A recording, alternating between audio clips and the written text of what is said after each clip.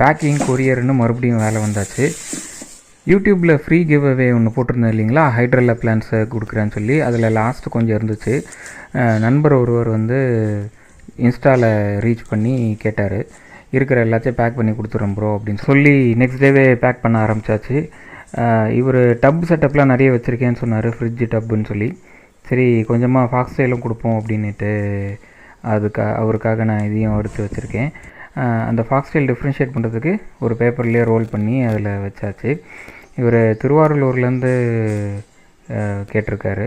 So courier charge வரும் bro அப்படின்னு சொன்னேன். பரவாயில்ல போட்டு விடுங்க ப்ரோ அப்படின்ட்டாரு. அதனால் இருந்த எல்லாத்தையும் வச்சு ஒரு பேக்கை க்ரியேட் பண்ணியாச்சு.